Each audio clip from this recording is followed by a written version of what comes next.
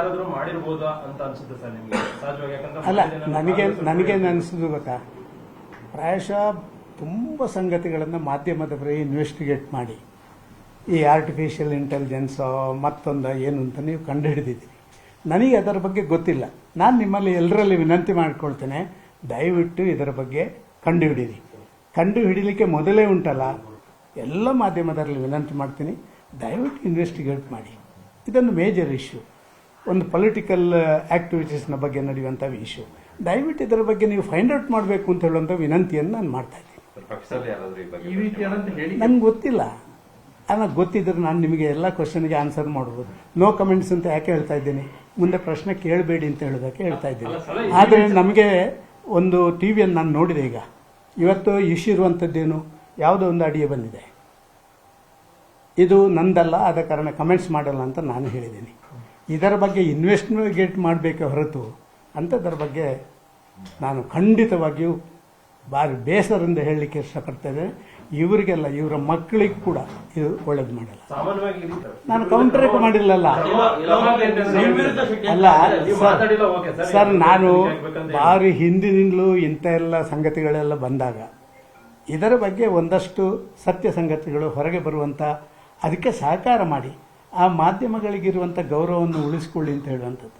ಭಾರಿ ದಿನದಿಂದ ಅಡ್ಡ ಮತದಾನ ಆದಾಗಲೂ ಸದಾನಂದಗೌಡರ ಚರ್ಚೆ, ಸತ್ಯ ಸಂಗತಿ ಹೇಳಿದಕ್ಕೆ ನನ್ನ ಚರ್ಚೆ. ನಾನು ಬಾಯಿ ಮುಚ್ಚಿ ಕೂತ್ಕೊಂಡಿದ್ದರೆ ಸದಾನಂದಗೌಡರು ಅಲ್ಲೇ ಇರ್ತಿದ್ರು ಮೂಲೆಯಲ್ಲಿ. ನಾನು ಹೊರಗೆ ಬರಬೇಕು ಅಂತ ಹೇಳಿದ್ದಲ್ಲ, ನನ್ನ ಪಾರ್ಟಿಯ ಹಿತದೃಷ್ಟಿಯಿಂದ ಯಾವ್ಯಾವ ಸಂದರ್ಭದಲ್ಲಿ ಏನೇನಾಗಬೇಕೋ ಅದನ್ನು ಕೋರ್ ಕಮಿಟಿಯಲ್ಲಿ ಮಾತಾಡಿದ್ದೀನಿ, ಅದು ರಾಷ್ಟ್ರೀಯ ಅಧ್ಯಕ್ಷರ ಜೊತೆ ಮಾತಾಡಿದ್ದೀನಿ, ಅದು ಬೇರೆಯವರ ಜೊತೆ ಮಾತಾಡಿದ್ದೀನಿ, ಎಲ್ಲರಲ್ಲಿ ಮಾತಾಡಿದ್ದೀನಿ. ಬೇರೆ ಯಾರಾದ್ರೂ ಮಾಡಿರ್ಬೋದಾ ಅಂತ ಅನ್ಸುತ್ತೆ ಸರ್ ನಿಮ್ಗೆ ಸಹಜವಾಗಿ? ಯಾಕಂದ್ರೆ ಅಲ್ಲ, ನನಗೇನು ಅನಿಸೋದು ಗೊತ್ತಾ, ಪ್ರಾಯಶಃ ತುಂಬ ಸಂಗತಿಗಳನ್ನು ಮಾಧ್ಯಮದವರೇ ಇನ್ವೆಸ್ಟಿಗೇಟ್ ಮಾಡಿ ಈ ಆರ್ಟಿಫಿಷಿಯಲ್ ಇಂಟೆಲಿಜೆನ್ಸ್ ಮತ್ತೊಂದು ಏನು ಅಂತ ನೀವು ಕಂಡುಹಿಡಿದಿದ್ದೀರಿ. ನನಗೆ ಅದರ ಬಗ್ಗೆ ಗೊತ್ತಿಲ್ಲ. ನಾನು ನಿಮ್ಮಲ್ಲಿ ಎಲ್ಲರಲ್ಲಿ ವಿನಂತಿ ಮಾಡ್ಕೊಳ್ತೇನೆ, ದಯವಿಟ್ಟು ಇದರ ಬಗ್ಗೆ ಕಂಡುಹಿಡೀರಿ.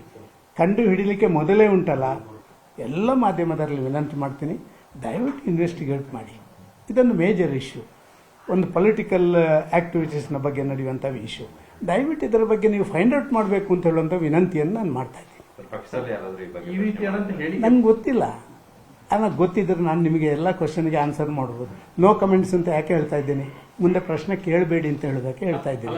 ಆದರೆ ನಮಗೆ ಒಂದು ಟಿವಿಯನ್ನು ನಾನು ನೋಡಿದೆ, ಈಗ ಇವತ್ತು ಇಶ್ಯೂ ಇರುವಂಥದ್ದೇನು, ಯಾವುದೋ ಒಂದು ಅಡಿಗೆ ಬಂದಿದೆ, ಇದು ನಂದಲ್ಲ, ಆದ ಕಾರಣ ಕಮೆಂಟ್ಸ್ ಮಾಡಲ್ಲ ಅಂತ ನಾನು ಹೇಳಿದ್ದೀನಿ.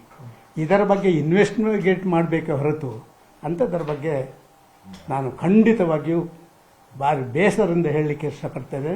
ಇವರಿಗೆಲ್ಲ, ಇವರ ಮಕ್ಕಳಿಗೆ ಕೂಡ ಇದು ಒಳ್ಳೇದು ಮಾಡಲ್ಲ. ನಾನು ಕೌಂಟರ್ ಮಾಡಿಲ್ಲಲ್ಲ